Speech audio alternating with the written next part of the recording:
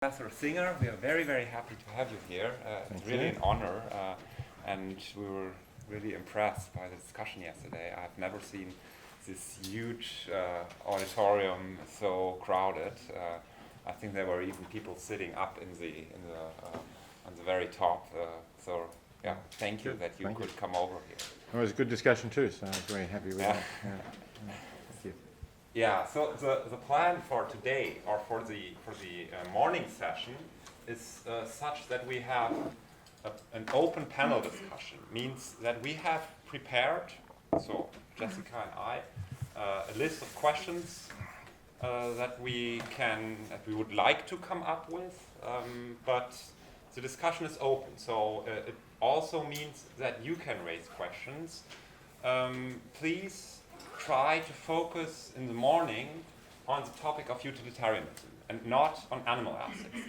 I mean, it overlaps, of course, but the plan is that we speak in the morning mostly on utilitarianism, general ethics and its problems, and in the afternoon we're going to focus more on animal ethics. We have a break, 1 o'clock. I want to continue again at 2 o'clock. That's the general procedure. It's pretty warm up here, and it's probably going to be warmer in the next few hours. So, yeah. What are you suggesting exactly? Enjoy the breeze while you can. Cool discussion. It's, we will suffer a bit, but we also have the pleasure of having a good philosophical discussion.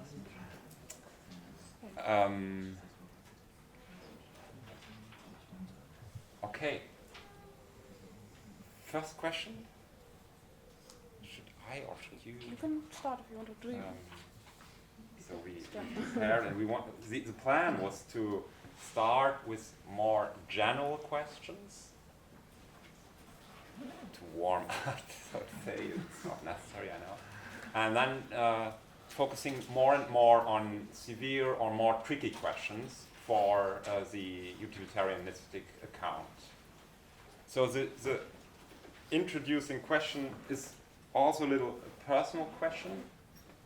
We of course know that you've studied in Oxford and that you are a utilitarianism, and we were wondering, really from a wide perspective, how you or why you choose utilitarianism in your earlier years, but not other ethical approaches, like of course the Kantian or the virtue ethical approach. Was that simply due to the fact that I suppose the Kantian approach was not so popular back then in Oxford, or so firstly, I was already a utilitarian when I came to Oxford, so it has nothing to do with Oxford. Okay. So the first course in ethics that I took, which was in the second year of my undergraduate studies, was at the University of Melbourne with a professor called H.J. McCloskey, who I doubt that any of you have heard of, but he was a follower of W.D. Ross. Have any of you heard of Ross? Ross, a couple have.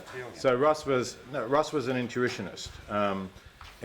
He was professor of moral philosophy in Oxford in the 1920s, and he wrote a couple of books. The best known one is called The Right and the Good, in which he argued that there are a certain number of prima facie duties. He had a list of half a dozen prima facie duties. Things like duties of truthfulness or veracity, duties of reciprocity, of gratitude, duties of benevolence. I don't remember the full list, I must admit. And McCloskey was very much in this model. He thought we can just intuit that certain acts are right, but not that they're always to be performed. In that he was different from Kant, at least as I would understand Kant. I'm not a great Kant scholar, but whereas Kant said in his famous little essay that it's always wrong to tell a lie, even if that's the only way to save an innocent person who somebody wants to murder, Ross and McCloskey said, no, there's a prima facie duty not to lie. That is, that normally you shouldn't lie, but there could be an overriding duty to do something different. So an overriding duty of not harming someone, for example, and telling the truth about the location of somebody who someone else is trying to murder is effectively harming them. So McCloskey had this view, and that was what he was talking about, but he was, as I think philosophy lectures should be, a very fair lecturer, and he presented other views to us, including utilitarianism. But in presenting utilitarianism, he argued that it was wrong. And I can remember one particular example that he used, which is the kind of example that often gets discussed when people make criticisms of utilitarianism.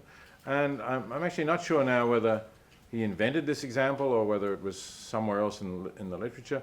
But it's one that some of you may have heard of. So you have to remember that this is in the early 60s, slightly different era, but he says, so imagine a situation that's occurring in one of the southern states of the United States where a white woman says she's been raped by a black man, and there's an angry mob of white men who have grabbed half a dozen young African Americans. They don't know really whether any of them is the rapist or not, but they say we're going to lynch these people anyway to show the blacks that they can't get away with this. Right? Now, you're the sheriff of this town, but despite the fact that you're the sheriff, you don't really have the power to stop them doing this. You know, it's against the law. You also know that probably none of these people is guilty of the rape. But, you know, you have a gun, but they're in the South. They all have guns too, I suppose. And there's not much you can do to stop them. Except, it occurs to you, that if you tell them that you have evidence that one of these 6 people is actually the rapist, then they will just lynch that person and they will let the other 5 go. So McCloskey used this as an anti-utilitarian example. He said if you were a utilitarian, you would say that's what the sheriff ought to do, but that's obviously wrong because a sheriff who's supposed to be enforcing the law should never, you know, violate that duty to deal properly with the law, should never frame an innocent person, and so on. So he thought that was an anti-utilitarian example. And I already, I guess, when presented with that example, I thought to myself, well, if this is really the only thing you can do, and if otherwise it's certain that these 6 people are all going to get lynched, it's surely better, you know, even if they're all innocent, it's surely better that only 1 innocent person gets lynched than that 6 innocent people get lynched. So I wasn't convinced by the example. And I remember writing an essay about that. And I think that didn't make me a utilitarian as such, but it shows that I wasn't going to be persuaded by these sorts of counter-examples to utilitarianism. And I don't really know, honestly, where that came from. To me, it seemed a sort of common sense thing at the time. And then, you know, having done that, I looked at other objections to utilitarianism, and none of them seemed very convincing. So I was already some kind of utilitarian, I think, when I went up to Oxford. Well, this example brings up another classic problem of utilitarianism, namely that there is nothing like protection for individuals if it's better for the majority to sacrifice one in order to increase the well-being of the majority, then, well, the utilitarianist should say, yeah, well, then it's bad, but that's what we have to do. So this leads a little bit to the question of, finally, to the question of human rights or so, that if it, in severe situations, utilitarianists would agree sacrificing individuals for the sake of the majority. It's possible, yeah, and in a way the example, the sheriff example is a little bit easier because you're not really sacrificing anyone in the sense that they're all going to be killed.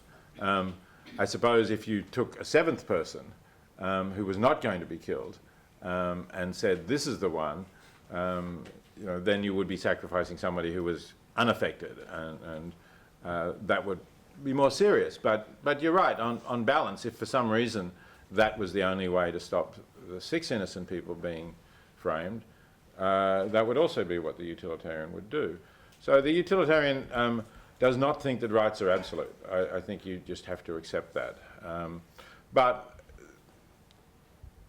the utilitarian can point out that rights are very useful in general in protecting society against excesses of power, against excesses of power from governments or from other agencies, and that there's a long history of what happens if you don't have a system of respecting rights. So I think utilitarians can say that in the real world as it exists, rights are something that's important and that we should normally enforce and protect and defend. So there's a high hurdle to be jumped over before the utilitarian is prepared to say, okay, we're going to have to sacrifice the rights of the individual for the greater good of others. It's not going to be just a small difference in practice, because you don't want to weaken the protection that rights give against abuses. But sure, you can describe some cases in which the consequences will be so bad for so many people that the utilitarian would say, in this case, you have to violate the rights. Yeah. There's already Frederick. Because now it sounds as if you're just utilitarian because your intuitions happen to be that way, and if that's the case, then of course I would wonder, given that the intuitions of other people seem to happen to be another way, would that not be a reason to say that we need all the moral theories to make sense of all our intuitions, so that it would be strange to say my intuitions are the only right ones, the intuitions of other people are just wrong, or like how do you see the relation between these different theories? Yeah, so what I was talking about was, my views when I was an undergraduate. I think I've developed a little bit since then. So I now have, I think, a view about intuitions that is a little bit different from what I had then. I now think that we have a lot of particular intuitions about cases, and the one about the sheriff is one. There are many other cases in the literature where that are designed to test our intuitions. And as you say, when we do that, different people come out with different intuitions. I think that a lot of these intuitions are unreliable as a sort of testing stone of a sound ethical theory. And I think there are a number of different reasons for that. Some of the intuitions might be ones that have become culturally accepted because of some past views, perhaps religious teachings, that I at least don't accept.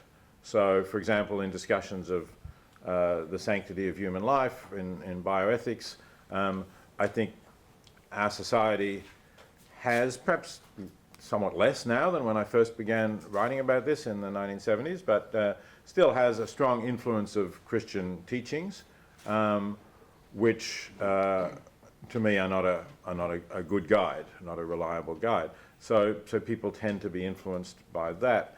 But in addition to various specific cultural influences that might vary from society to society, I think we also have evolved certain intuitions that were desirable for our survival and ability to reproduce and leave offspring in small-scale societies in which we lived for most of human existence, and indeed which our non-human primate ancestors lived as well as social mammals.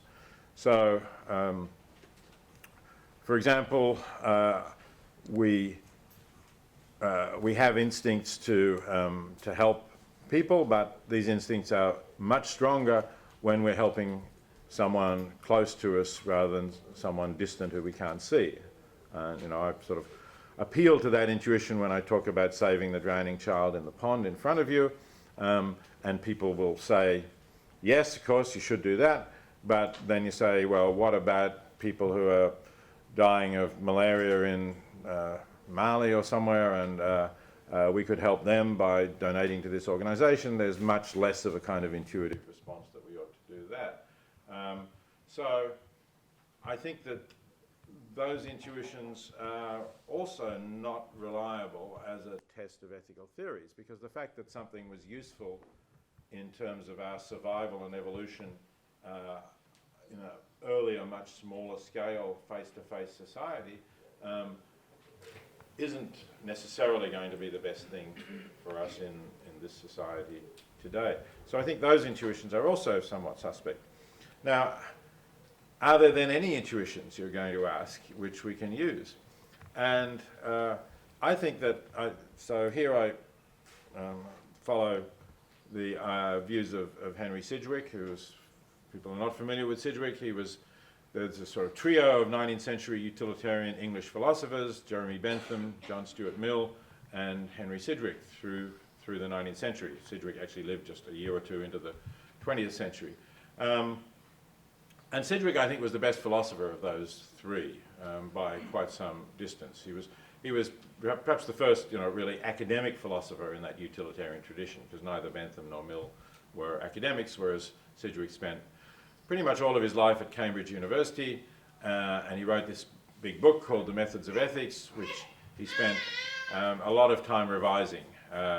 Came out, I think, in 1874, and we now read the 7th edition, which was published from his notes after he died. So,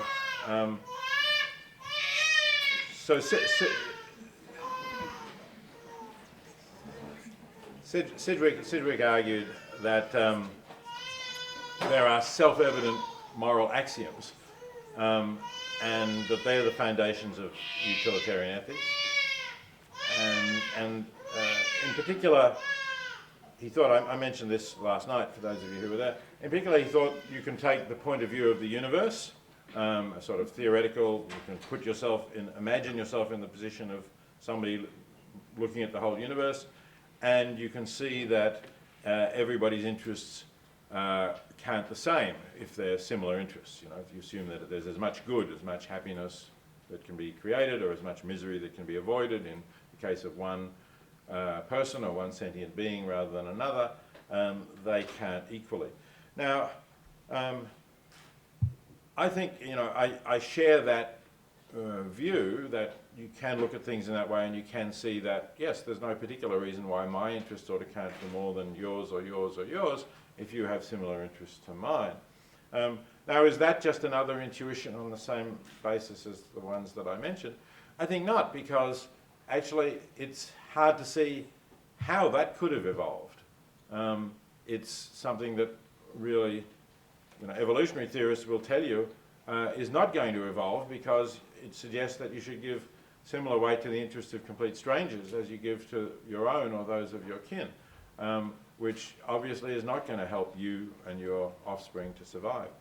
So I think that provides some sort of grounding for Sidgwick's claim that this is actually a rational insight rather than a kind of evolved emotional response. So I want to draw this distinction between intuitions that are emotional responses, either evolved or culturally formed, and those that are rational insights. And I think it's the more general, more abstract ones that are likely to be rational insights. So that's why if there's a clash between that and some particular intuition that I might have, it's not a necessary claim, but I think in general we should give more credence to the broader, more abstract judgment, which is more likely to be an insight of reason rather than the more specific ones. You want to say something more about that? Or?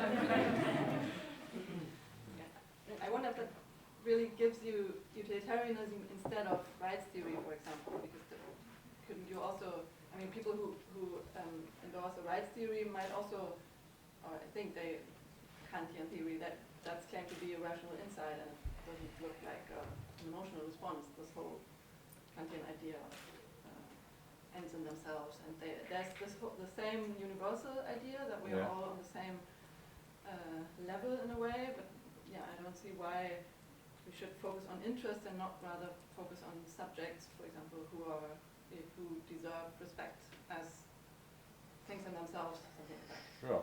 So I think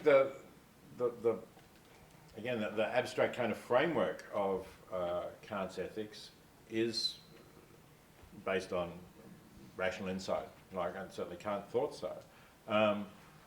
But I would distinguish that from the various examples that he gives, including the 4 examples of the categorical imperative, as well as the one about lying that I mentioned, which I don't think you can really derive from the basic framework. And the question is, and this is what, moving on to my time at Oxford, I was supervised by Professor Hare, who was a utilitarian, but claimed that in some sense he was a Kantian. That is, that he gave a sort of proper logical formulation of what Kant was saying. Now, I know Kantian scholars don't accept that. Hare was doing that, but he was prepared to say we have to universalize our moral judgments, and he thought that doing so, putting yourself in the position of all those affected by your actions, leads to a kind of utilitarianism based on maximizing preferences and interests. So, if you want to say, well, the view that I defended, or the claims about a rational abstract approach doesn't distinguish utilitarianism from Kantianism, then I think we'd have to discuss what kind of Kantianism it is and whether there's some sort of overlap or some kind of Kantian framework that could still leave you with a utilitarian view. And to drop in there, you spoke about the interests that have to be equally weighted, as you explained yesterday. That's already the next step, so to say, in your development from utilitarianism to the preference utilitarianism, and that's something where you are most famous for, I guess. And we were wondering, we teach your book here almost regularly in our seminars, and we were wondering about the development from the first to the second, and particularly the third edition of Practical Ethics, because there we see again a development from a rather, how should I say that, like a pure form of preference utilitarianism in the first edition, and that has changed, at least to our understanding, to a view that, a student recently told me it's not anymore preference utilitarianism. It's now in the third edition. It's hedonistic utilitarianism, and in addition, it has a value theory. So, can you say a little bit more about the motivation that brought you from the first to the third edition, or second? Right. So you're absolutely right, or your student is right. But the third edition is actually a little bit in transition, I guess. My position wasn't quite settled in the third edition, and perhaps I need to start thinking about a fourth edition to settle that. But the place to look for further development of that is the book that I again mentioned last night, I think, that I co-authored with Katarzyna de Lazari-Radek, called The Point of View of the Universe. And that was published in 2014. I think the third edition is 2011, if I remember correctly. So I think I was in process in writing the third edition of moving towards the view that was published in 2014, but maybe I hadn't quite firmed it up. But let me say a little bit about why I did change my views.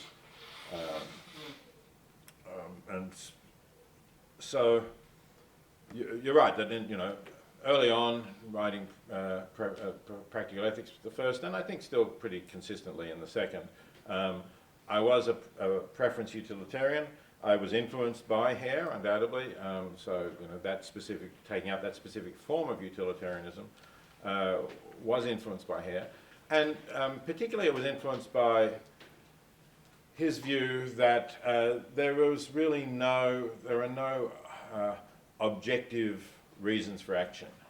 So in that sense, Hare was in the tradition that goes back to David Hume in the 18th century, who said reason is and ought to be the slave of the passions. So in other words, at least in terms of practical reason, everything starts from some desire or some, by passion he meant desire, because he talked about calm passions, which is a bit strange in English. So he really meant what we would call desires, and obviously you can have violent desires, passionate desires, but you can also have the desires that you have when you think calmly and coolly and try and work out what's the thing that you most want. But that was a pretty strongly influential view of reason still today. I think economists still hold this view that there's no objective reason, there's only the desires that people have. Well-known other philosophers at that time, like A.J. Hare, clearly was a Humean, and many others. So on that view, there's no objective reasons in ethics, and in one sense, therefore, there's no objective truth in ethics. But Hare's sort of mission, as he saw it, was to try to reconcile that with the idea that reason plays some role in ethics, which, as you can see, is not going to be easy if you deny the idea of objective truth. But he argued that if we want to make moral judgments, if we want to use terms like ought or good, then this requires us to universalize. So say this was kind of the Kantian element. So I can't say I ought to do something, but if you were in my situation, it's not the case that you ought to do that. So I might want to avoid paying taxes, so I might say, well, I don't think it's the case that I ought to pay taxes. But then, you might say, well, do you think it's the case that I ought to pay taxes? And of course, I do think it's good for you to pay taxes, because otherwise there'll be no schools for my children to get educated in. So, Hare's basically saying you can't do that as a moral judgment. You can't just say, well, in this case, it's me who benefits by not paying my taxes, whereas if you don't pay your taxes, I'm the one who loses. I don't benefit at all. So that's what Hare says, and in fact Sidgwick says something rather similar, like 100 years before Hare. But Sidgwick claimed that this was a sort of axiom of reason, and Hare, in keeping with the sort of the style of philosophy that was being done, particularly in Oxford in the 50s and 60s, says, no, this is a kind of a truth about language. This is something that's part of the meaning of the word ought. It's built into the meaning of the word ought, and that's why you can't just say I ought to do something without being prepared to universalize. So, but on that basis, then Hare would say, well, that does lead to utilitarianism, because I've got to put myself in the position of everybody affected by my actions, and think, what would I want if I had to live all of your lives, of all of those affected by my actions? So how do I decide that? Well, I've got to sum up your interests or your preferences, and think about what the action would be that will maximize the satisfaction of all of your preferences. So, so that was Hare's view, and which for a time I accepted, but I was always troubled by the idea that this is just a fact about language. Because if it's just a fact about language, then you could say, okay, I'm not going to use moral language. I'll give up using ought or good in any moral sense. And I'll just talk about what I want to do, what I prefer to do, what pleases me, some sort of non-moral language like that. And then I can say and do what I like, can't I? And Hare really admits that that's the case. So he talks about the amoralist. And he says, so there is kind of a loophole for the amoralist to avoid having to universalize. At least the amoralist is not inconsistent in just giving up moral language and then not universalizing his or her prescriptions. And that struck me as unsatisfactory, and more or less still from the time I was in Oxford, I tried thinking about ways in which you could argue that within this framework you could get some stronger basis for reasoning and trying to show that the amoralist was irrational. I did that for many years on and off. I was obviously interested in other things. I wasn't thinking about it all the time. But I never really came up with a convincing answer to that.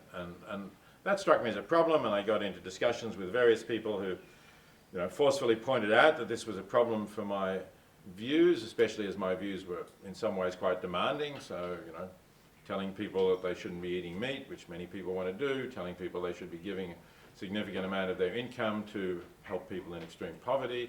These were quite demanding claims, and people like Tom Nagel were saying, you can't, if you don't have a rational basis for this, people will just say, okay, if morality is that demanding, then that's too bad for morality, I'm not going to follow it. And clearly that's not very satisfactory.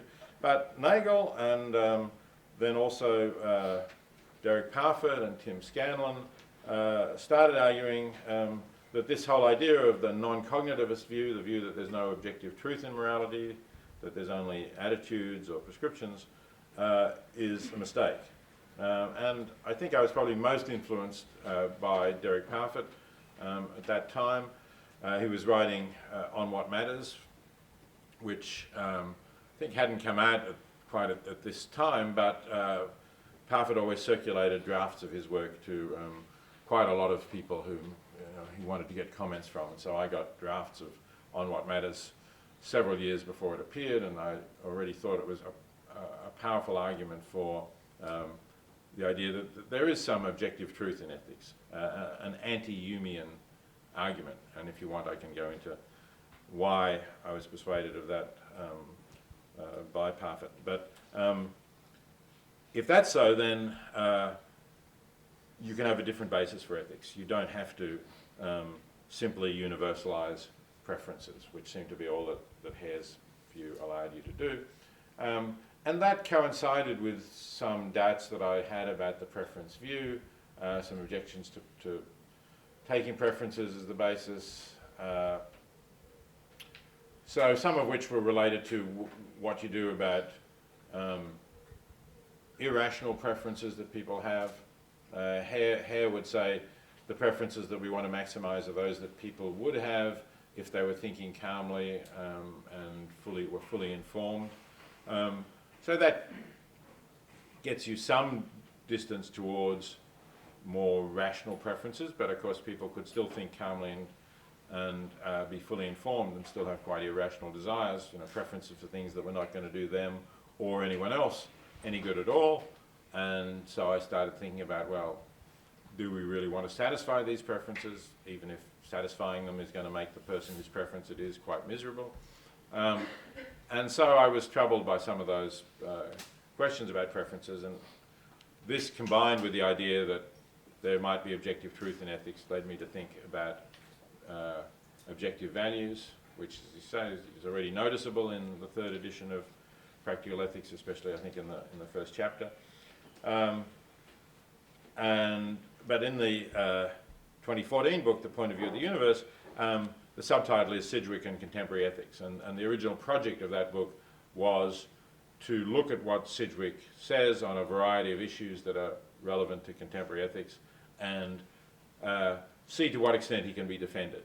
And we started out this book, we were both pretty positive about the methods of ethics, had thought that the arguments were very good and that they were somewhat neglected, although Sidgwick there's been a bit of a revival of interest in Sidgwick in the last few years, and certainly we're not the only ones who think that he was neglected.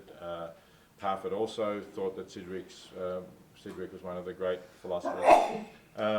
But as compared to John Stuart Mill, I don't know how it is here, but certainly in English-speaking countries, many more undergraduates will read Mill's Utilitarianism than will read the Methods of Ethics, which makes sense because it's a lot shorter and Mill is a better stylist, I have to admit. He was a good writer. But it's a pity because he makes mistakes, I think, and Sidgwick makes far fewer. So, Sidgwick also was a hedonistic utilitarian, and that you know, we developed and tried to defend the case for hedonistic utilitarianism in that work. Does that mean that you are still, I mean, of course, you're still in the process of developing your thought, and it seems that you're moving more and more towards a rationalistic approach, a value theory, perhaps a theory of some absolute values or so, or is that too much, or is that still fair to say that you are interested in the justification of a theory of perhaps absolute values or something? Yeah, I think that's fair. I prefer to use the term objective values rather than absolute. That's only because I like to save absolute for a certain kind of moral rule that has no exceptions. So, for example, if you say it's never justifiable to tell a lie, then I describe that as an absolute rule against lying. And I'm not sure whether, you know, values are absolute in that sense. I would rather think that there are objective values, and what I mean by that is that there are some things that are good in themselves, and that if you were, again, to take this point of view of the universe, you would judge, a rational creature would judge the universe to be a better place if there's more of this value, and the most obvious candidate for that, I think, is pleasure or happiness and the absence of misery or suffering or pain. A very quick personal question. Are you interested, or have you come across the writings of Brentano, who has some similar views, some moral principles that are based on, finally, on evidence? It's not a good basis, one might say, because it seems to be so subjective, but it's evidence means that the thing, or in this case here, the objective value, would be given as such to you, and there's kind of a convenience between, or a match between your personal intuition and the object that is given, in this case the objective value, in your thinking. So Okay, yeah. I read Brentano a long time ago, and actually before I went through this process that I just described of becoming more of an objectivist, so maybe I should go back to him. So in what sense is it given? I mean, your description sounded like almost like a sense object. It's given to me that there's a green bottle on the table. Yes and no. He analogizes the givenness of kind of objective things that are that are from our everyday experience with the givenness of values. It has a term, it's very German, Wertnehmen. So the value is given like it's parallel to Wahrnehmung, where the object is given. And there are, of course, important differences, but he tries to analogize these two processes in which something is given as what it is. Right. And without coming up with an ontology, because that would be, of course, the next problem. What are these objective values? A mathematical question would come up, well, do you have an ontology of objective values? I don't think that it's in your interest to think about these things, but it's hard to avoid. Yeah, it is, yeah. So Parfit refused to describe himself as a moral realist for that reason. He didn't want to have, he thought to say you're a moral realist suggests that values somehow exist in the universe in the same way that stars or tables and chairs exist in the universe. And he didn't want to be committed to that. So he describes himself as a non-natural objectivist. And his analogy was more with truths of logic or truths of mathematics, perhaps. That there are some things that we can rationally see, are rationally required, and he thought in a similar way we can understand that there are some things that are rational, that there's normative or practical reasoning in a way that Hume denied, that something that any rational being ought to be able to see. Yeah, but I certainly haven't really worked out an ontology beyond that.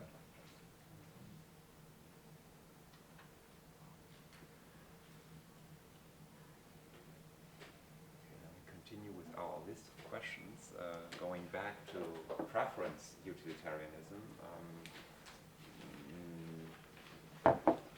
which seems to have a similar problem that of one that is already aware in Bentham and hedonistic utilitarianism, and that is a question of how do you actually weight the interest or the importance of the interest. In Bentham, we have this idea that we can measure our pleasure and sum up the amount of pleasure in a calculus, and finally we know if we have some alternatives to act, which is a better activity with this calculus. And in preference utilitarianism, it seems that you have a similar problem when you need to weight the interest. So how do you measure which interest is more important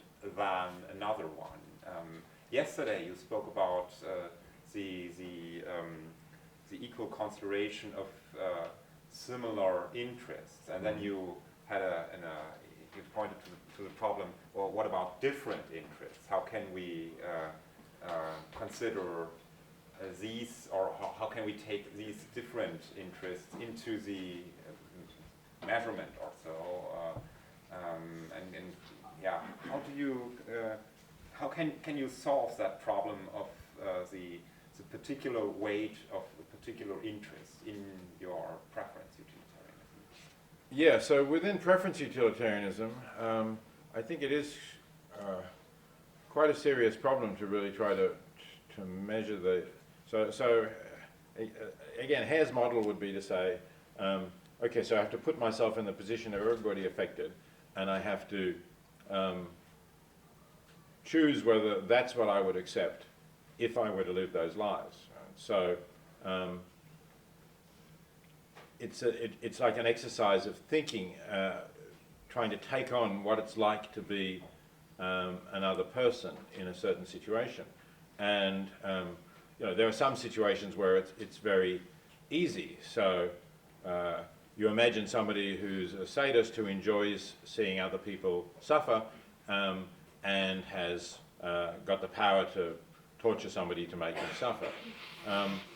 I think if you said, well, in order to accept that, I would have to live the lives both of the torturer and the victim, I think we would say, no thanks, I won't accept that, because it's clearly worse for the victim to be tortured than for this person to forego the pleasure that they would get from torturing somebody.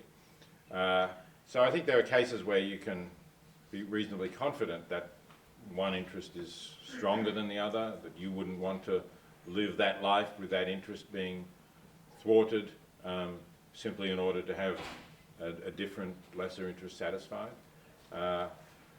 But there are going to be many cases where that's very hard to decide exactly what is at stake in the places, and of course it always involves putting yourself into the subjective experiences of another being, and that's something that we're not good at doing either. But we do it sometimes, right? If we have to make group decisions, we're a group of friends, we're going out to the movies. What movie do we want to see? Well, you like horror movies, you like romantic comedies, how are we going to decide?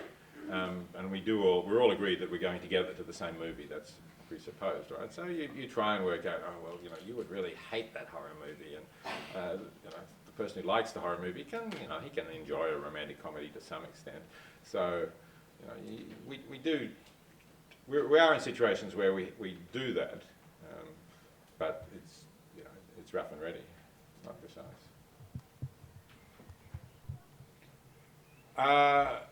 So I think societies can certainly attempt to follow utilitarianism, and they, I think, are likely to get closer to utilitarian outcomes if they do that reasonably consciously, though we can discuss what exactly that amounts to, than if they don't. But are they going to be able, if your question is, are they going to be able to really get precisely to the utilitarian solution,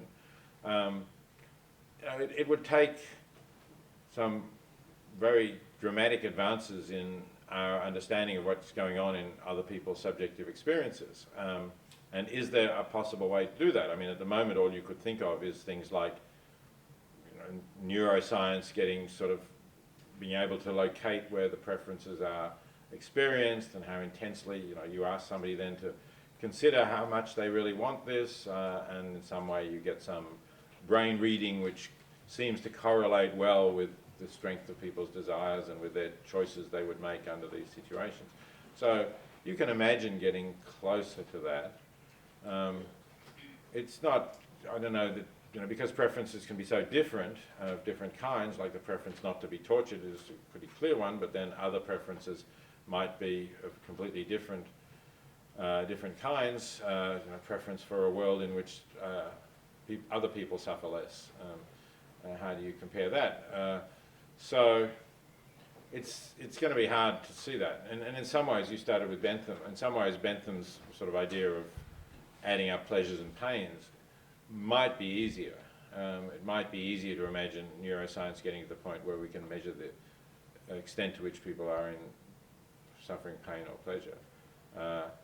In fact, there's an economist called UK NG name, Asian name, who suggested that we should use the idea of a just perceptible difference. I think actually this may go back to Edgeworth, who was a student of Sidgwick's in the early 20th century, and he also ended up being an economist and was trying to measure pleasure. And so the idea is to assume that a just perceptible difference is the same for everybody, same sort of interval. So by a just perceptible difference, we mean, we can do these sorts of tests. You put your hand on something that's hot, and now we slightly increase the temperature. Can you tell that the temperature has been increased? Is there a point where you put your hand on something that's hot, and that, that's okay. I don't mind leaving my hand on there.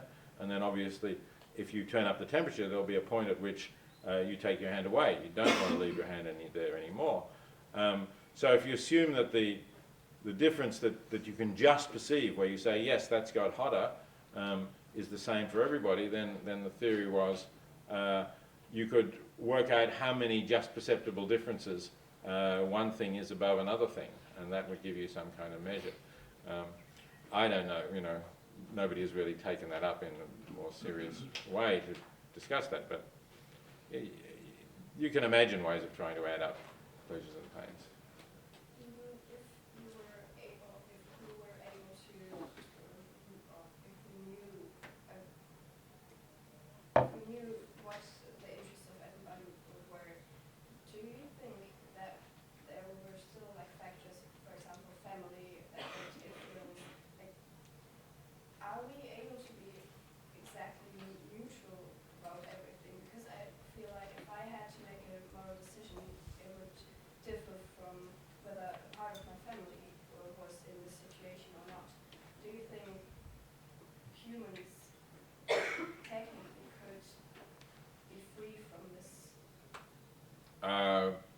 Possibly not, at least as we're presently constituted. I think we do have these very strong bonds. But that's a slightly different question now that you're asking, because it's one question whether humans could ever be completely impartial between the interests of their family and the interests of strangers.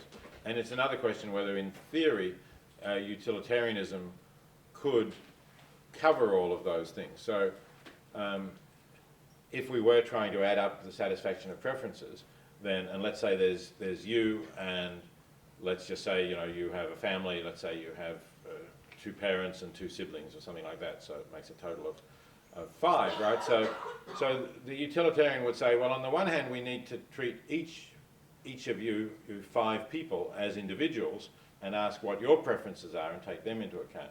And in doing that, certainly for you, and no doubt for your parents and siblings as well, you will have preferences for the well-being of your other family members. So that's one of your preferences that also comes into the weighing, if you like, and if we could somehow measure the strength of those preferences, then in principle we could still weigh all that up, and we could say, well, yes, we know that you care about your family and others do, but there are these people here who care about their family, and in fact the interests of their family are more adversely affected than yours are, so the impartial thing to do is to satisfy their interests rather than yours and yours family.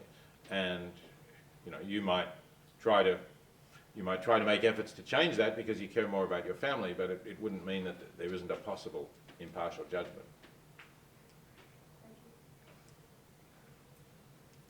The other question, I mean, that was involved in your question was, of course, we will never be able to be completely impartial, not taking care of our most loved ones more than of the people in Mali or somewhere else, as you said, or some others said. And question is, well, that's not just the case, but that's right. Because we have to care for our loved ones first. And there might be a right to care more for the people who are very close to us than to people who are somewhere else. Mm-hmm. A utilitarianist could probably not say that's right, because from the objective or from the point of view of the universe, we should get rid of these partialities, I suppose. But from my personal perspective and your personal perspective, it's completely right to care more for my loved one than for others. Is it? Okay. Or not? So I think this is, at one point I said in responding to your question, we could discuss exactly what a utilitarian society would look like. And one model, which you've referred to, is that in the utilitarian society, everybody would be supposed to act completely impartially about everybody else's welfare. And that would, in some sense, be seen to be the most direct sort of, utilitarian society. But as humans are presently constituted, right, I'm not talking about in centuries to come when we've decided to genetically modify ourselves to make ourselves impartial, if we do decide to do that. But as we're presently constituted, I don't think that would actually be the best utilitarian, the best thing for a utilitarian to try to institute, because I think it, we do have these very strong feelings for our families and our loved ones. And that's an important unit in society. It's really important for the well-being of society. I suppose especially, most obviously, that children are brought up in a loving home environment. There's plenty of psychological research that shows that that's the best way of bringing children up if you want them to be normal, reasonably happy adults later on. So if you're going to do that, then you're going to have to encourage parents to have a love for their children, which will in fact mean that they do give preferences for their children over the children of strangers. You could still talk about, at some point maybe where your own children are quite well looked after and where there are starving children somewhere else in the world. At some point, maybe you shouldn't buy your child the latest iPhone, but instead should use some of that money to help the children in poverty. So it doesn't mean that you have sort of complete open go to give 100% preference to your children, but it does mean that we would regard as normal this idea of encouraging people, in fact, to love and care for their children. So I think utilitarianism can have a variety of these sorts of structures that, given the way humans are going to lead to a society which, in utilitarian terms, is better off. And that's similar to what I said earlier about rights, that you would want to have some institutions of rights to prevent society sliding into tyrannical authoritarian regimes. So I think there are a lot of different structures that a utilitarian can justify, although they would not be absolute, the ones that you would never violate.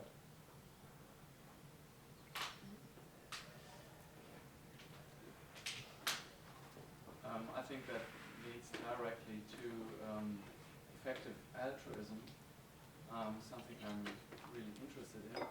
And basis of that is obviously the utilitarian view that you can help people, and you should do this as much as you can. And if we focus just on the book title, Giving What You Can, could you explain to us a bit more about why did you choose the word can instead of giving what you should or something? Sorry, what title are you referring to? This is not a title of a book. Giving What We Can is the name of an organisation that was founded by Toby Ord, not by me. So I can't explain exactly why. I mean, I do know Toby, and I think my understanding of why he said giving what we can is to indicate that it's fairly easy for us to give something that makes a big difference.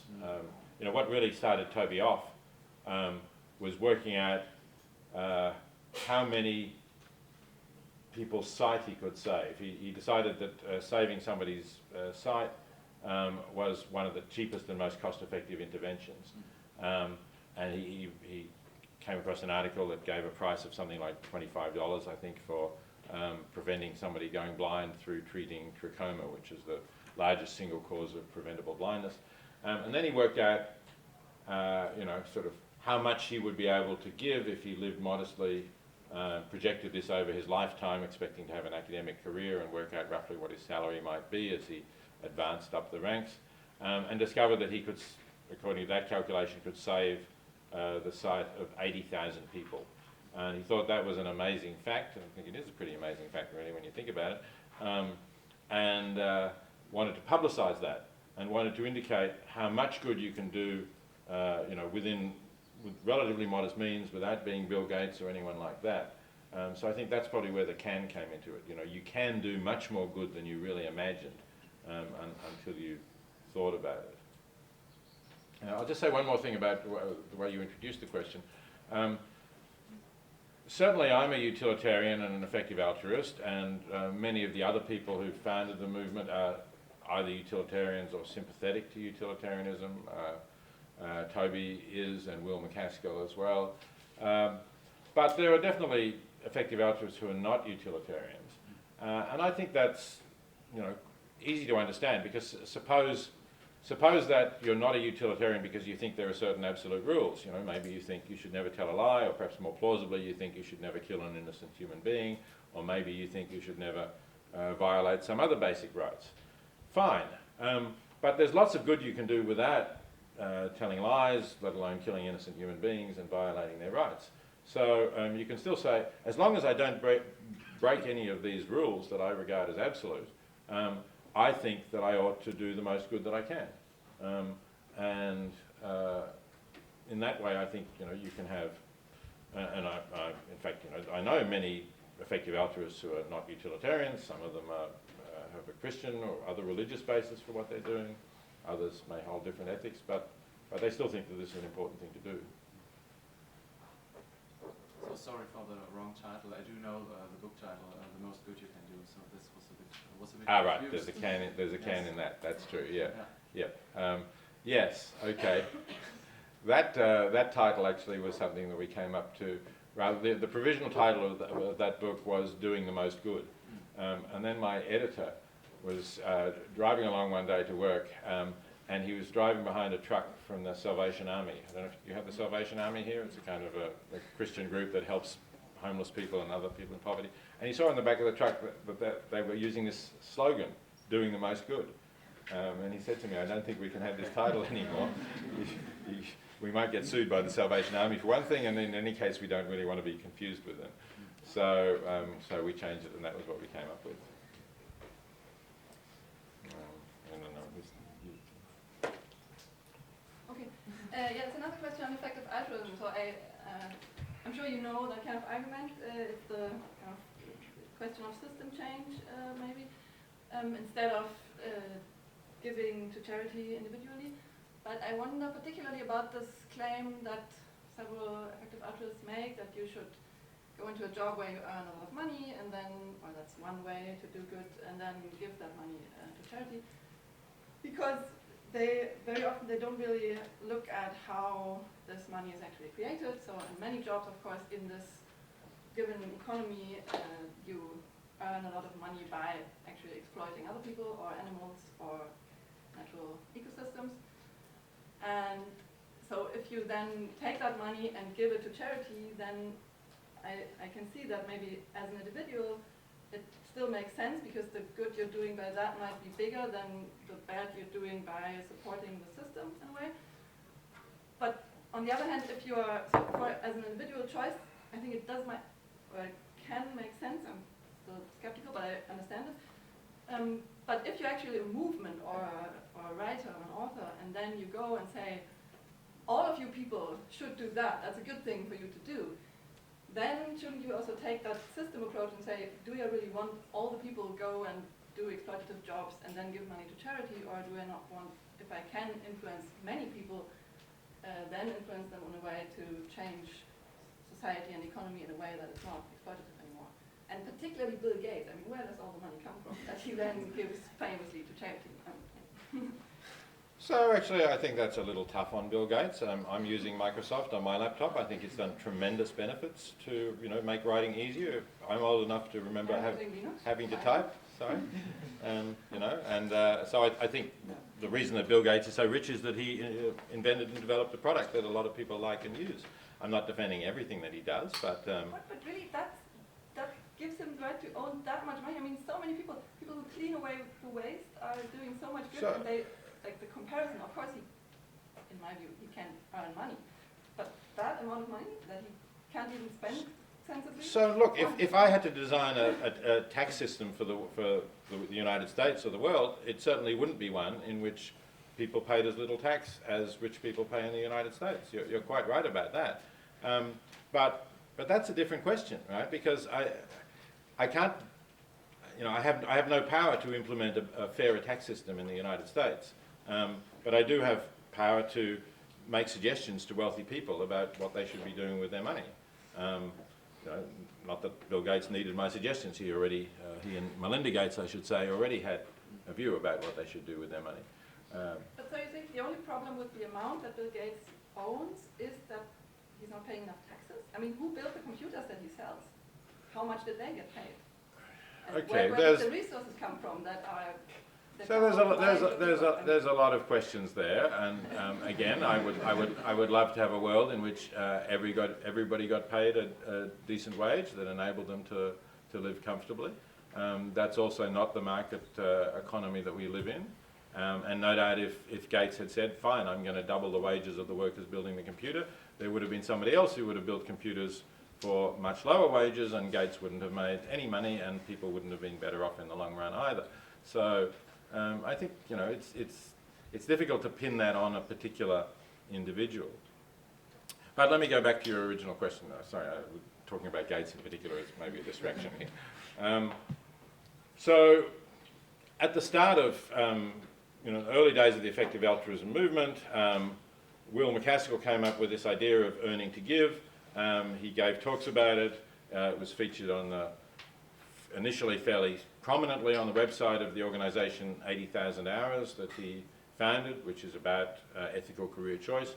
And it got picked up by a lot of media. And I think the reason it got picked up by a lot of media was that it is kind of, an unusual idea, a newsworthy idea that here's people saying the most ethical career is to go to Wall Street or go into the finance sector. And, if he also said, it can be very ethical to go and work for a charity and try to make them as efficient as possible, or it can be very ethical to go to medical school and then work as a doctor in developing countries, you wouldn't have got very much media coverage for that. So I think to some extent, the prominence that particular idea of earning to give has had has been a result of the media picking it up.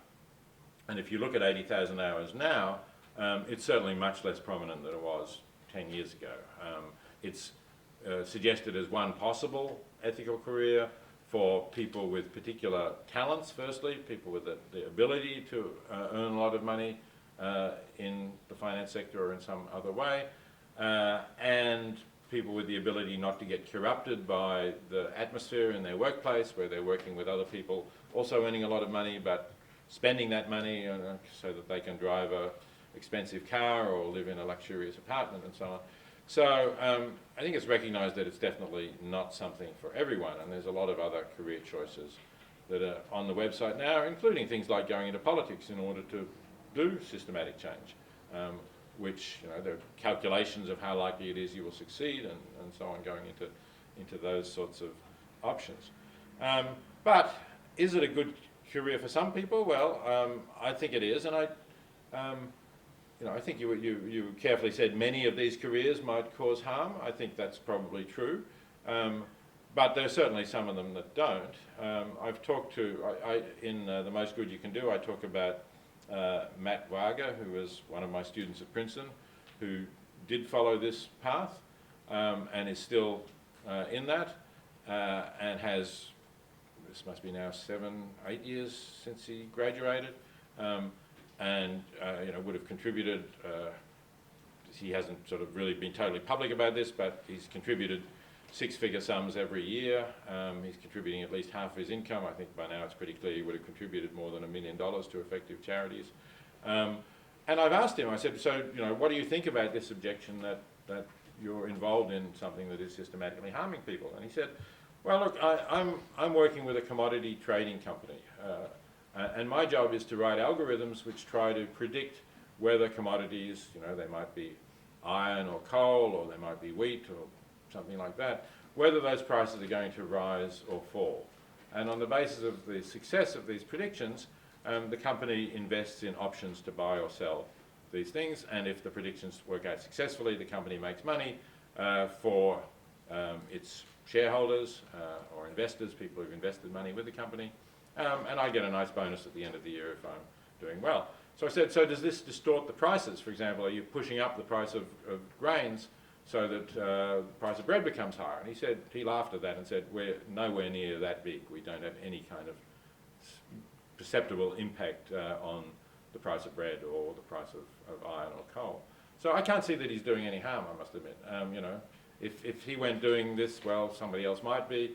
He is making profits for people, and maybe, those are rich people already, and we go back to our previous discussion, maybe we should have a different tax system for that. But certainly he's been able to do a lot of good, and I find it hard to say, no, you're doing more harm than the good that you've done. Okay, there are 3 more questions. You're first. What if I'm not intelligent enough to go to Wall Street or invite Windows, and I think I'm going to rob this bank and save 200 lives from that?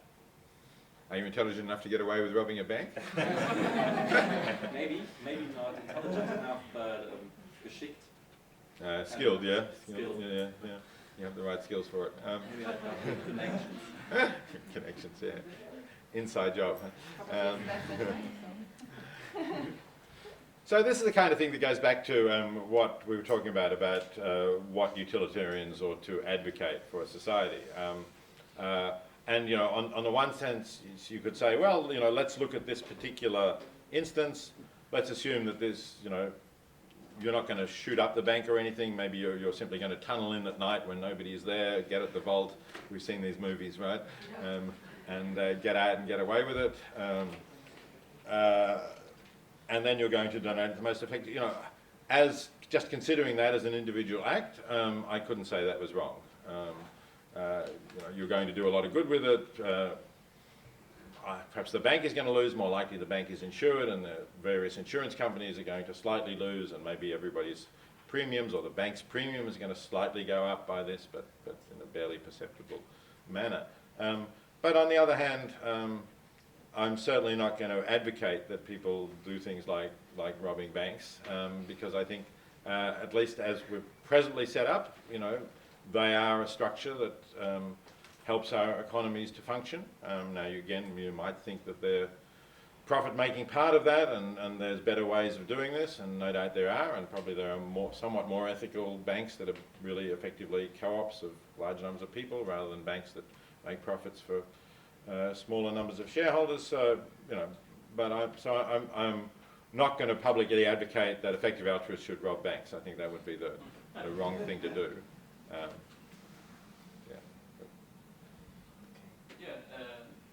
First of all, thank you for being here, and thank you for the department to having this great opportunity for us to be here. I have 2 small question. So first of all, a big problem I had when I started interacting with effective altruism was that I thought about people in my family or friends who are, I would say, empathic people who spend money or do good in the sense that they, for example, save animals or help elderly people. Now, when I interacted with effective altruism, I started thinking about, is it now my duty to go to these people and say, what you are doing is good, but you could do another thing which would be more good for more people? You know, if for example, my grandma spends money to a homeless center here in Germany, I could go to her and say, okay, you could use this money and spend it to the Malaria Foundation and it would help more people. I'm not doing this because I feel very, very bad, or I would feel very, very bad telling somebody who is already doing good that that there is a more effective way. You know, that's the first question, which leads me to the next question, which is probably not easy to answer. But there is not really an answer. Is about the motivation part we talked earlier about when you quoted Hume. There are so many people listening to, or reading your books, or for example the famous TED Talk I had in my university, we watched it in a class, and there are so many people listening to this and reading, so they have the information that it would be a good thing to do. They maybe also accept it morally in themselves that it would be a good thing to do, and they probably think, all right, it would be a nice thing, so that there is passion, there is desire to help, but they still don't do it. You know, so the motivation still, there is the motivation is not strong enough maybe to really start doing something, which I really don't get how this can cure. Maybe you can. So you don't get what you can do about that, or you don't. Yeah. But also, how can it be that people know and have passion but don't do it? Okay. All right. So the first question about your grandmother, obviously, you know, you don't want to upset your grandmother who's been giving to this cause, which is no doubt, you know, in a good thing that she's done this, even if not the best thing she could do. And that makes it a sort of personally difficult situation.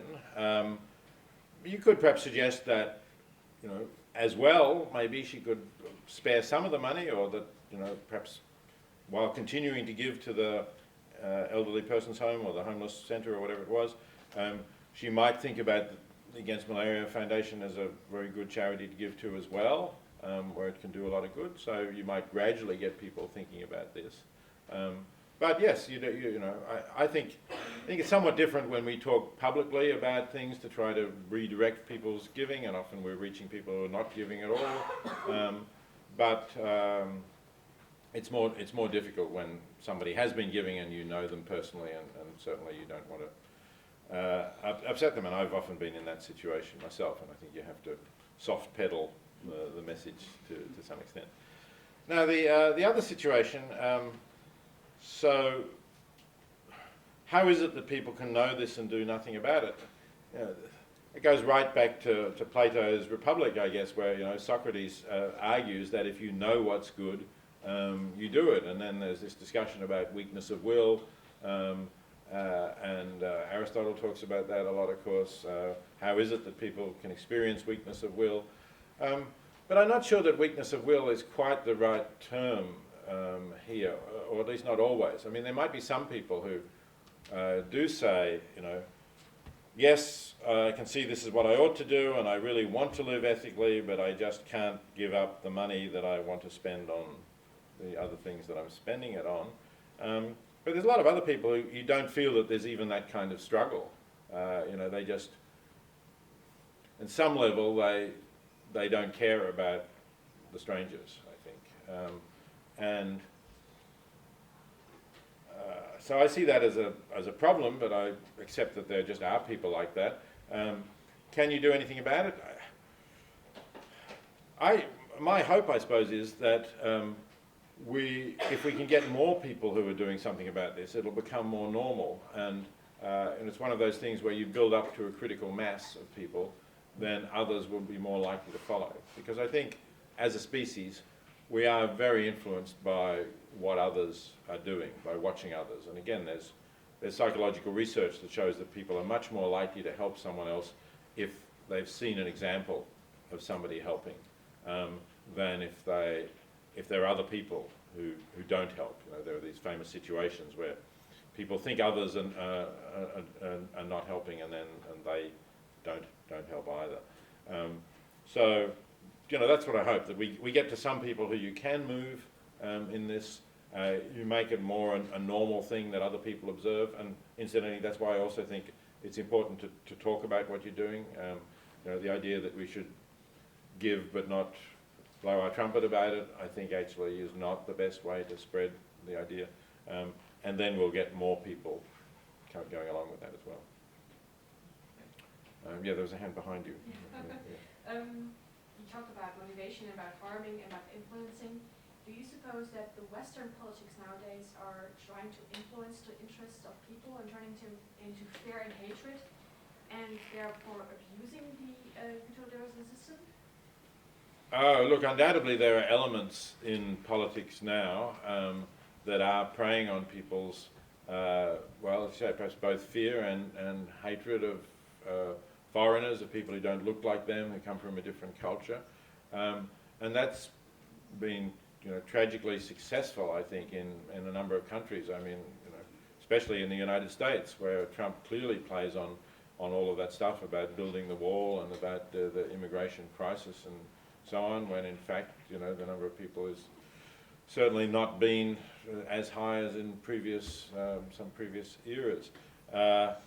And you know, and that's had really bad results, not only in terms of attitudes to immigration and to a flare-up of more racist attitudes, which is certainly measurable in the United States, but also to, you know, not caring about climate change and doing nothing about that, which will have still worse consequences perhaps.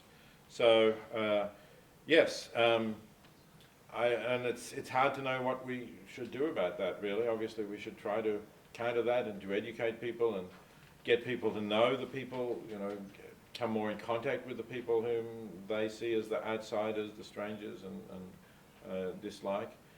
But at the same time, I think, you know, it's again another area where we have to recognise, we have to recognise that people are going to care about their families and their children and so on, and that's a good thing. We have to recognise that people's capacity to accept large numbers of strange-looking people does have a limit. And if we want to avoid politics drifting further to those far-right elements, we have to somehow reassure people that the numbers are, in some sense, under control. I think people have this fear of sort of lack of border control. It's not so much even the numbers. I spend several months each year in Australia, where I'm from originally, and Australia's had this issue with people coming in boats from Indonesia, asylum seekers, the boat people as they're known, and clearly, you know, that's something that the electorate cares a lot about. And for a while, the Labor Party opposed the Conservative policy of not allowing asylum seekers to come into Australia, and eventually they decided they had to abandon that policy because they were never going to get into office.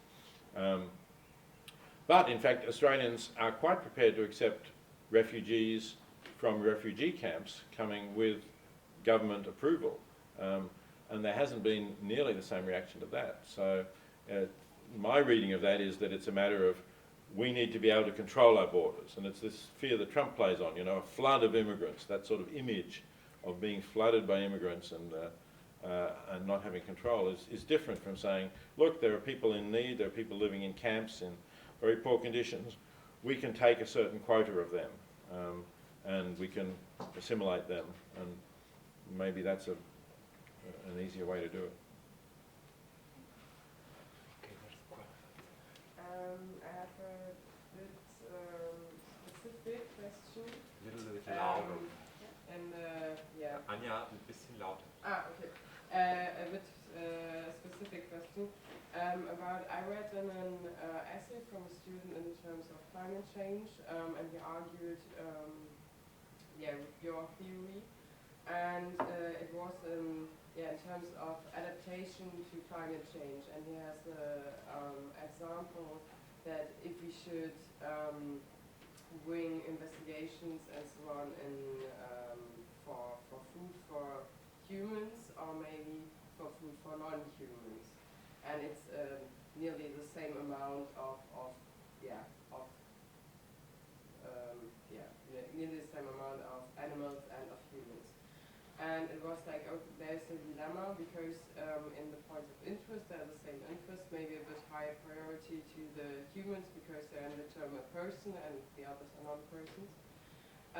But then there was the argument about the intrinsic value of nature.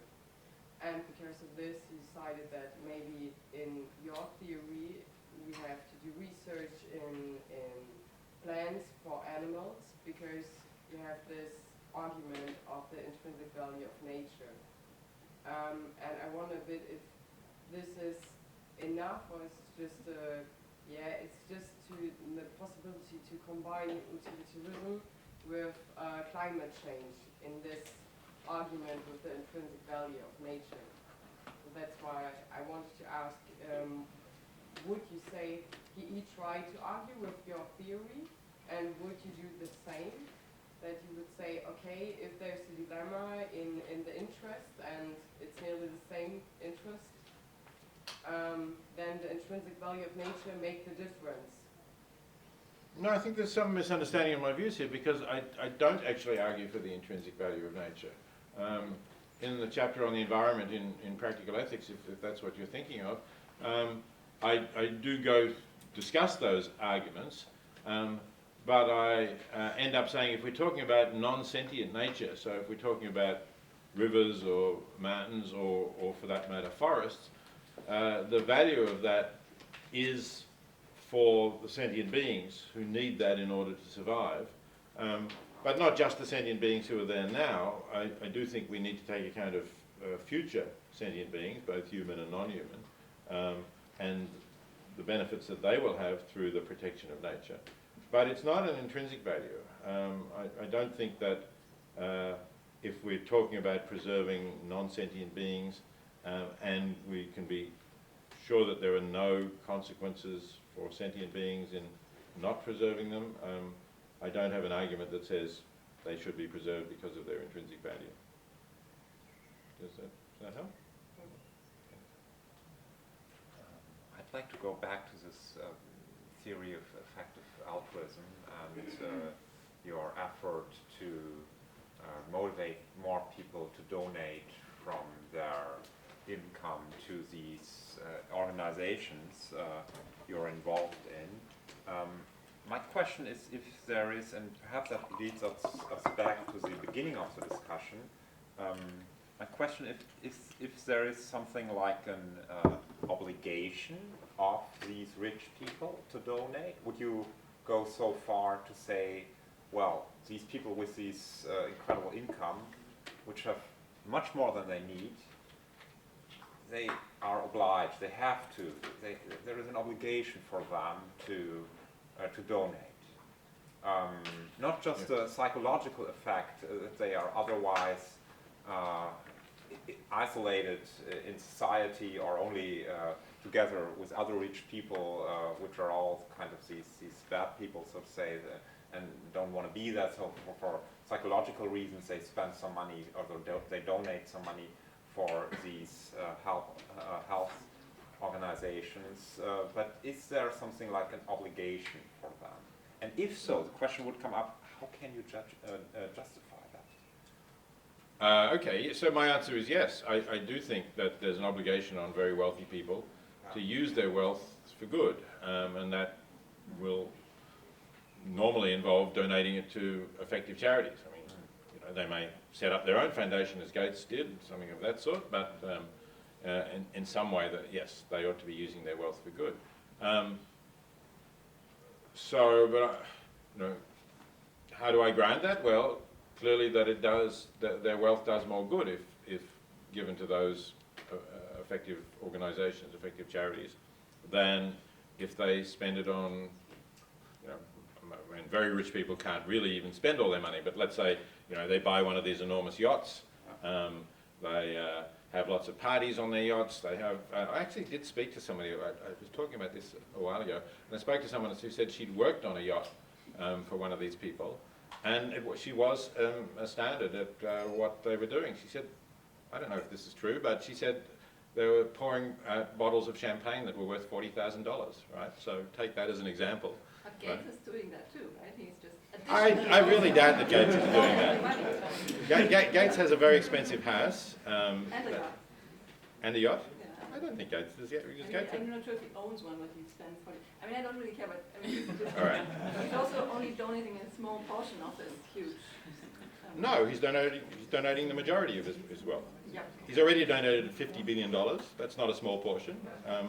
You know, yes, he still has quite a lot, but he and Melinda are saying that they will donate most of it before they die. Warren Buffett is saying he'll donate 99% of his wealth. And incidentally is calling for the United States to reintroduce death duties or to increase death duties. So they're not all bad guys. But he still keeps more money than he could ever use, right? Well, because he wants to give it away effectively.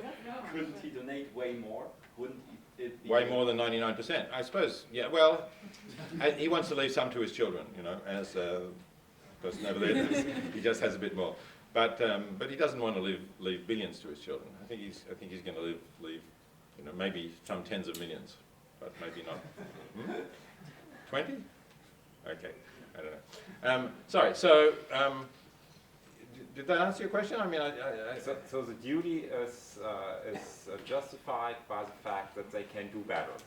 This is yes, that's right, and you know, in a sense, that's going to apply to all of us. But so I think that, you know, I also ought to be doing more than I am. I'm giving away quite a lot, but I ought to be giving more, and I'm not nearly as wealthy as the people we're talking about. But so there's questions about whether what you're doing is, whether you're doing everything that you ought to be doing or everything that meets your obligations. And there's also questions about to what extent we ought to blame you for not doing it. And I think there's some separation there. So I think standards of praise and blame are relative to what is normal in the peer group that you're talking about, you know, which may be the society as a whole, maybe a group of billionaires, maybe some other sorts of standards that we're talking about. So even though I agree with you really that you know, Gates shouldn't be living in such an expensive home, and if he does have a yacht, I certainly think he shouldn't be having a yacht, but I think he still, you know, we ought not to really criticize him too severely because he's doing so much more than most billionaires, and not only is he doing more with his own wealth, but he's also set up this giving pledge to encourage other billionaires to pledge to give away at least half of their wealth before they die. You know, I think he's doing well by American billionaire or even global billionaire standards, and I think that's a reason for saying we ought to focus our criticism on those billionaires who are not doing anything comparable to that before we start criticizing the Gates and the Buffetts. But again, I will ask again. Of course, we can do more. Some people can do even much more, of course. But why do we have to? What's the philosophical ground for doing better? Isn't that kind of an imperative that is inherent to human beings, or so, that we have to do the good? And if so, we are far away from a utilitarianistic point of view, or not? No, I'm not sure. I would have thought that actually derives from a utilitarian point of view, that everybody ought to be doing as much good as they can. And some of them are more blameworthy because it would be easy for them to do a lot of good, whereas for others, they're in a situation where they have to make serious sacrifices to do more good than they do. Okay. There were two hands. Yeah, you still want to say something, right? Yeah, my question is a bit more referring to like the base of effective altruism or like doing more. Because I'm just wondering, why can we be so certain about having a responsibility towards others? Because I'm just thinking about, for example, in India, that people believe in karma and they just accept like the status in society, and there are not many helping organizations. So what would you like argue against them? Is it just because Yeah, because I think we have a consensus that we are responsible for others, but yeah, where does our responsibility start and where does it end? Like, also saving the child that's drowning in the lake, should I also save like a dog or, yeah, I'm just, intrigued. Okay. So I think there may be people who have some beliefs that there is a sort of divine order of the universe or a permanent order that's been inaugurated and that suffering is inevitable and you can't reduce it. I think that's a false belief. And if people can see that it's false, then I think they're more likely to see things the way that I do. And in fact, the organization that I founded, The Life You Can Save, is now cooperating with an Indian foundation to try and get more of this effective altruism thinking in India, because there are a lot of billionaires in India now as well, and a lot of other wealthy people, and there's also, of course, a lot of people still in extreme poverty. We had the thought that whereas when you look at the organizations that recommend charities, they're mostly say they're charities based in the US or based in Europe, and they're giving from wealthy countries to poor countries, but it would be reasonable for wealthy people in India to say, I'm going to give in India, because there are still a lot of people in extreme poverty in India, and we don't really have organizations that are assessing Indian organizations in terms of how well and how effective they are. So we want to set up something like that, which we think will make it easier for Indian billionaires to be attracted to giving to people in extreme poverty. And we've already had various meetings and talks, and of course there are a lot of wealthy people, particularly who come out of IT in India, and they seem to be reasonably receptive to this idea, so I'm not pessimistic about that. Then you asked about whether you should save the dog in the pond. Yeah, other things being equal, you should, as long as if you can save the dog in the pond, and it's not a savage dog that's going to bite you when you try and rescue it or whatever. You should certainly try to save it if you have that opportunity and you're not going to harm yourself in any serious way.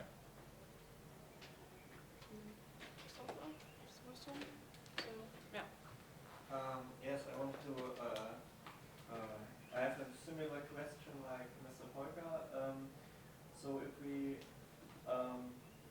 many actions have more than two outcomes, and if we see as the plan of our own life as an action, would it be more moral to say, okay, I make a plan of my life where I can not fulfill my own interests at all, but earn as much money as I can and then donate it? And if so, I'm not sure where is there a moral duty to make more goods, and where is the line? And why is there a line? So we have very many possible actions, and many actions can be better than others. Yeah, so in an abstract sense, you ought to do the most good you can, and if doing the most good you can does involve going into a career that you don't particularly enjoy, but you'll earn heaps of money, and let's say for Frederica's point that you won't be doing really bad things as well, then it's possible that that's the best thing for you to do, and that's what you ought to do. On the other hand, if there's an alternative career, let's say that you would enjoy much more, you will work for some effective charity directly and you'll do lots of good for them. It won't be quite as much good as you would have done by earning, but it'll be a much more enjoyable life for you that you'll find more fulfilling and rewarding. Then I don't think we should blame you for choosing that, because nobody is a saint. We're not expecting you to make everybody to make sort of total sacrifices of all of their interests. So I think we have a lot of choices like that, and as I was saying, I think there should be a reasonably broad area of tolerance of good life plans that you could form that will do good, and in terms of the choice that you most want within some range, I guess you could say you've at least come close enough to satisfying the requirements of what you ought to do for us, not to be condemnatory of you're making not the very best possible choice.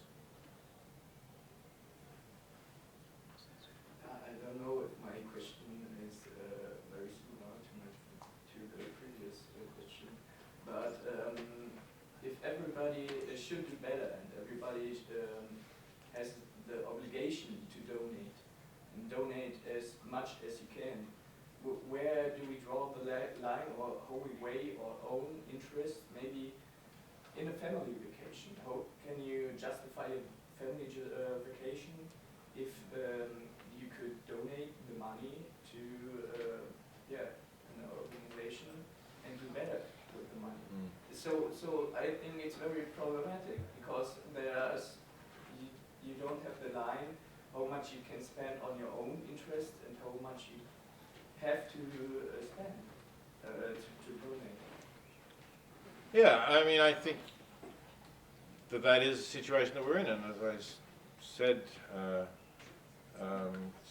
Dr. Peucker before, I don't regard myself as being immune from criticism either, and family vacations are one thing that that my wife and I have spent money on, so the family's together. Our kids are now grown up, but we still like to go on vacations with them and with their children. I think there's a sense in which I would be a better person if I said no, we're not going to do that, even though it would be very hard for me. It would no doubt, create a big argument between myself and my wife, and it would be sad if the family was less together. But those are decisions that we make. To some extent, maybe we could argue that, well, if I'm too hard on myself, eventually I'll just not continue to do this, and so you find a sort of compromise that you think is sustainable for you. But that's a bit of an excuse, I think, really. I could really do better. I could really give more away, and I can't really argue that the family vacations are more important than the saving of the lives or restoring of sight or whatever else it might be that I could do with that amount of money. Okay, we are we're coming to the end of this morning section. We have perhaps But I think they, one or two yeah, more they questions. want to raise a second question. Is there anyone who didn't dare to raise a question but hasn't asked something before?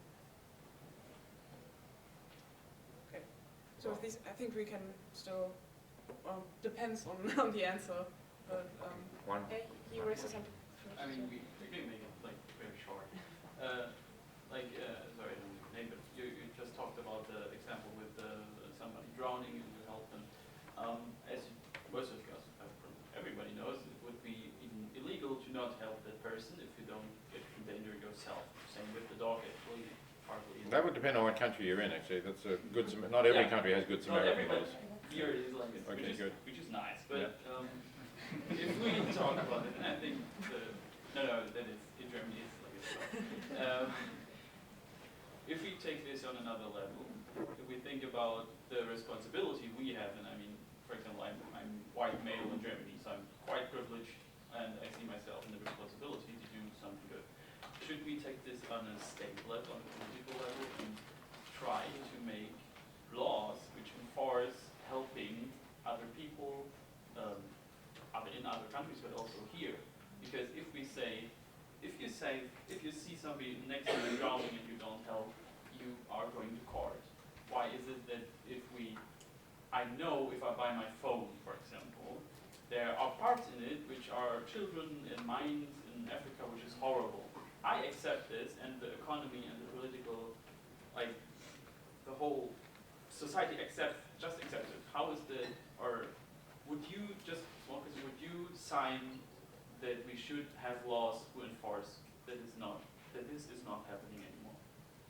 So to prevent the purchase of phones that come from exploited, extreme cases of exploited labour like that.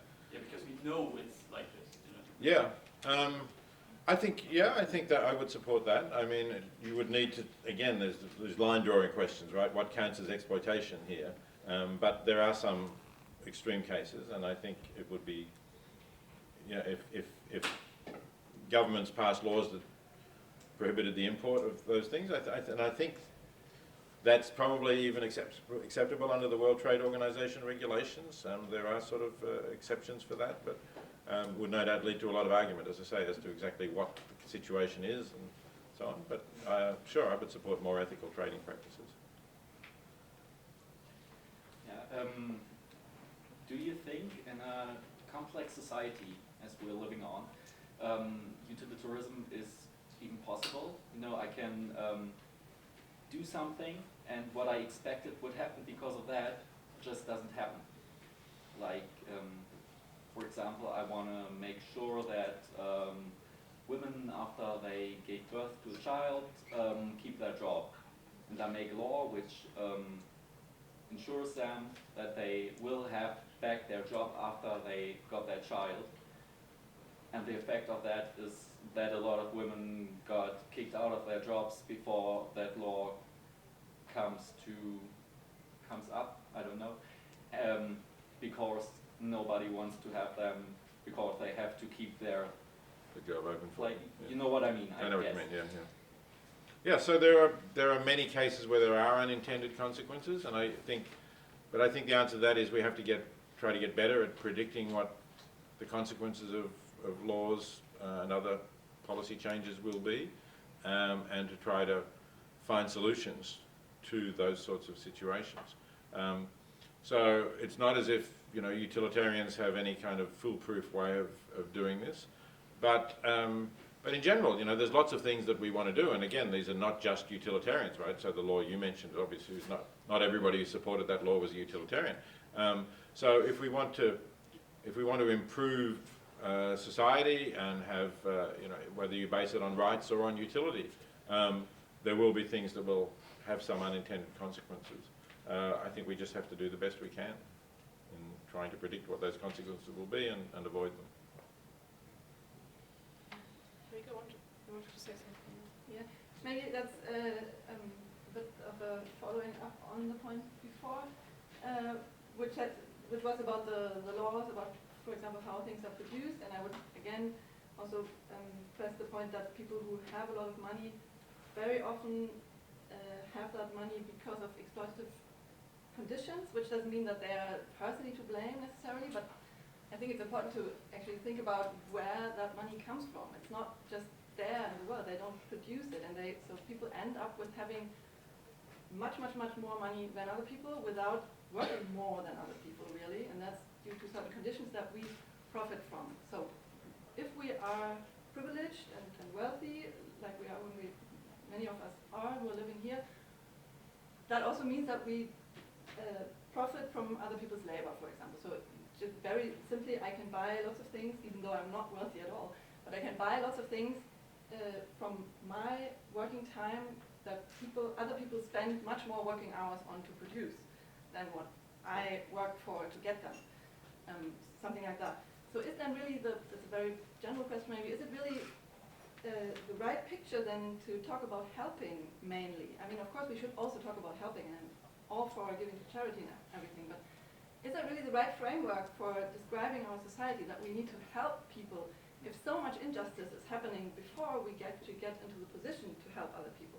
Shouldn't we talk much more about justice and about the conditions that bring us into this position before we then start about how to give the fruits of that conditions to other people?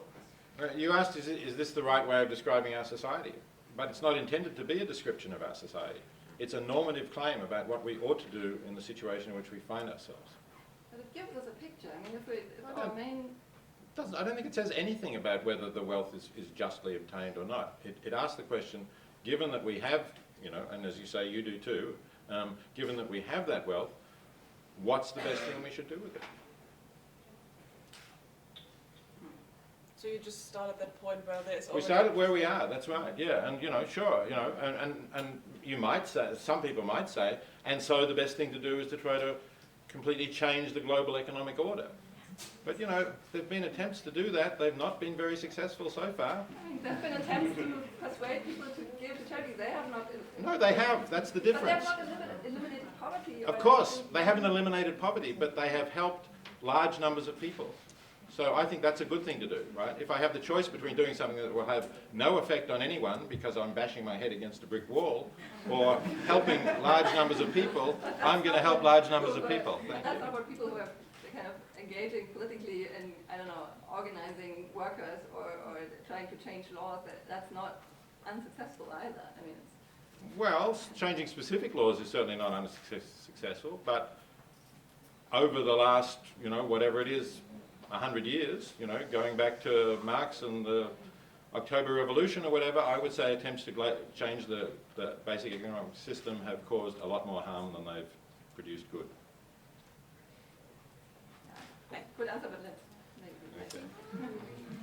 Okay, thank you for discussing all that. Thank you for spending the time to discuss all that with us. It was really insightful, I think, for us, and really interesting. In the afternoon, we will focus more on animal ethics. We'll see how that goes.